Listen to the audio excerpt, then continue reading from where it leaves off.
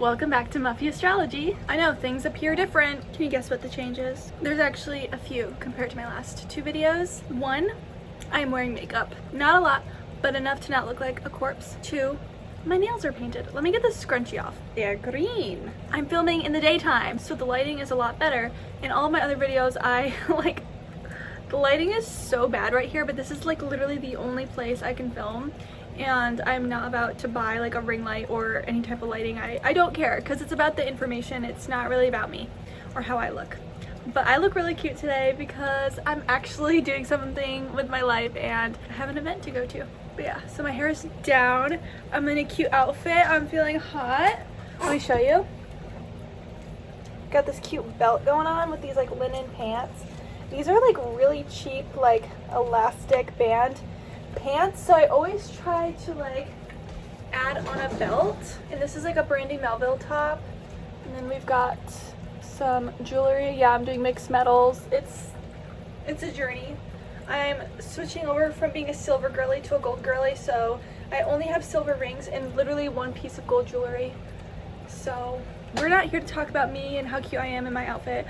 We're here to talk about the full moon that's happening. It's happening on Monday. You know who it is. Come on, come up, come say hi. He wants to say hello.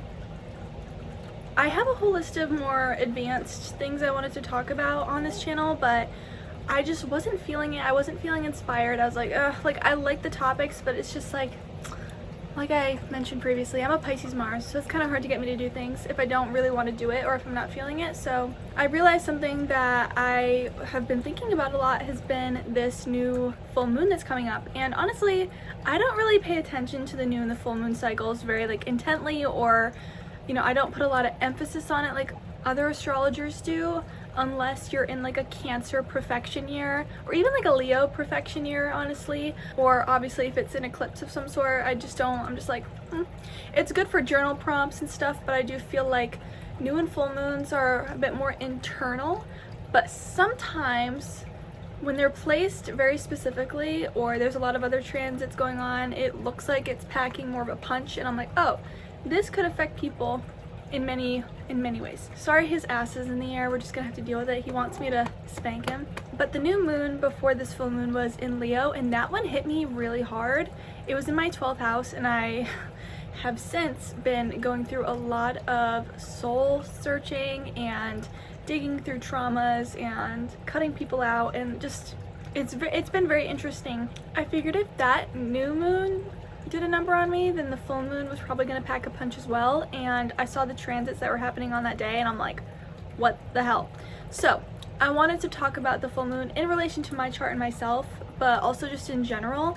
And you may find this very helpful if you're a mutable rising like me, because I'm going to be talking about Jupiter in he's so cute.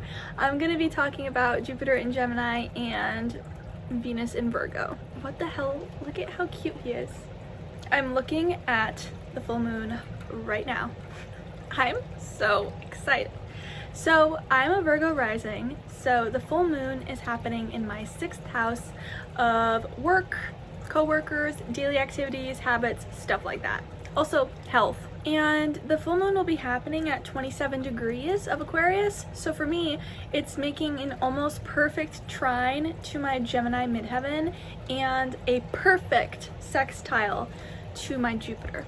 So when I see that, I'm like, okay. And obviously, since a full moon happens when the sun and the moon are opposite, that also means that the sun is sextiling my midheaven and then trining my Jupiter. So my midheaven and my Jupiter are getting lots of action from this full moon, and it is my 1st house year. So when I was looking at this moon, I wanted to see if my 1st house was being activated by the full moon at all, and it actually isn't being directly affected.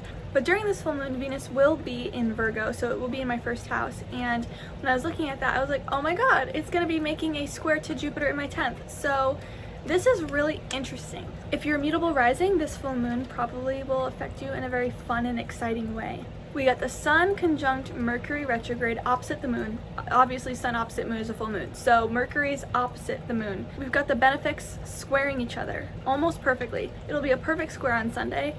Today I'm filming this, it's Saturday. On Sunday, the benefics will be perfectly squaring each other. And then of course we have Uranus in Taurus at like 27 degrees Taurus, I believe. Yeah, 27 degrees Taurus, and for me that's making almost perfect trine to my ascendant, and it's my first house here.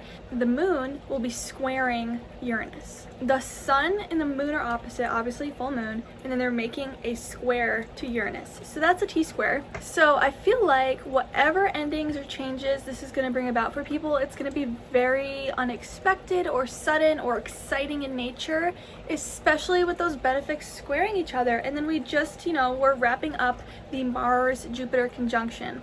So there's been like a lot of heightened energy in the last few weeks in general. We've got Mercury retrograde, Mars conjunct Jupiter, now we've got the benefics squaring each other, and then this full moon squaring Uranus. To me, that's really exciting. I already have a theory as to how this might pan out for me, and I'll be really excited if I'm right. I just already am feeling this buildup of abundant energy and like sudden change. So for me, this full moon is making pretty much exact aspects to my midheaven and Jupiter, and then it's making an exact square to transiting Uranus, which is already making an exact trine to my ascendant, which again, it's my first house here. And that's the thing too, is like Uranus, since it's so slow and it's been going retrograde and then forward and then retrograde again and then forward again, it's been making a trine to my ascendant for a pretty long time now, and I haven't felt any like exciting changes. I've been going through a lot of change, but it's more of like slow and grueling and like more internal. But something like this, a full moon making a square to Uranus, that might trigger that energy, that new exciting energy that I've been waiting for. When the Mars-Jupiter conjunction was exact in my 10th house, I got an audition. I got the biggest audition I've had so far this year because it's been really, really slow in Hollywood. But I got an audition, and I think I killed it. So, now I'm having full moon in my 6th house of work, and I'm like,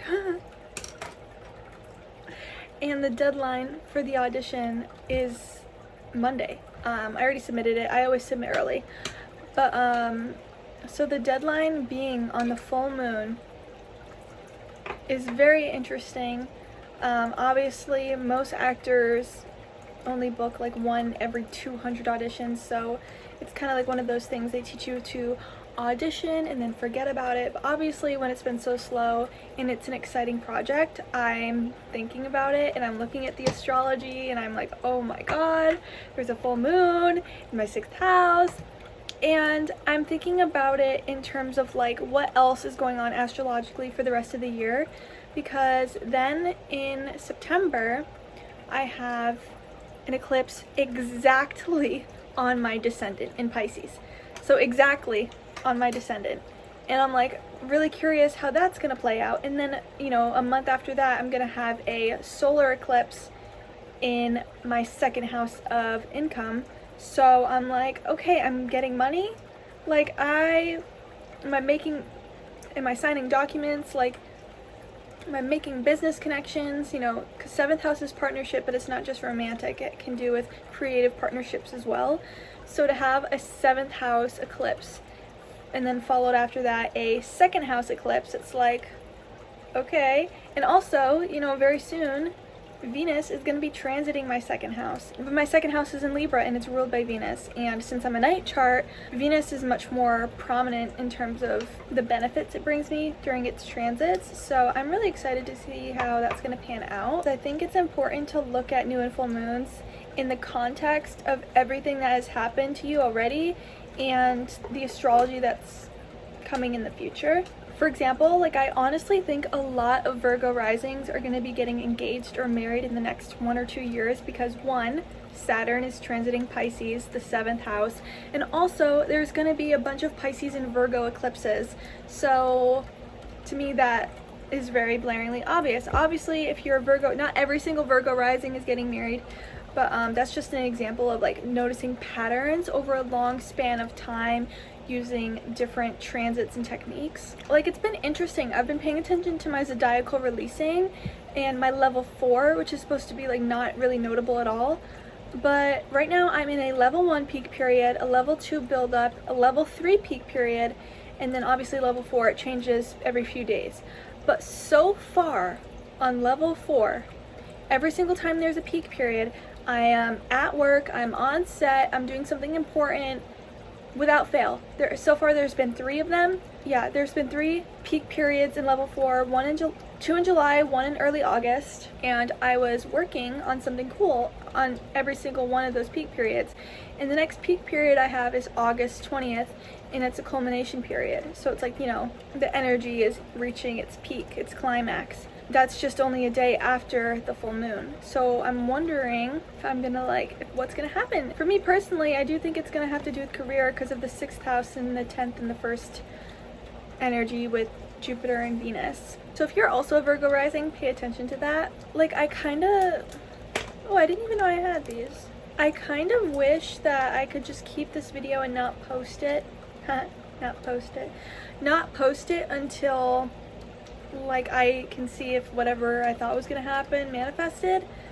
But then it's like, if I posted it after it happens, it's not as crazy or exciting. Like, if I tell you exactly what I think is gonna happen right now, and then it does happen, then I can be like, see guys, it happened and I predicted it. But I'm a little superstitious, so I like to keep some of my predictions to myself, especially when it's concerning my own life and things like that. But who knows, I might not even have time to edit this and upload it by tomorrow, which is Monday or Sunday. Yeah, I did want to talk about this full moon because it looks really exciting to me. To me personally, it's giving windfall, it's giving abundance, it's giving delayed information coming to light a little bit. However it manifests for you, let me know what happens, and I promise you guys next week I'll let you know what happened to me. Fingers crossed it's something really cool I can tell you guys about. Good luck, and I'll see you next week.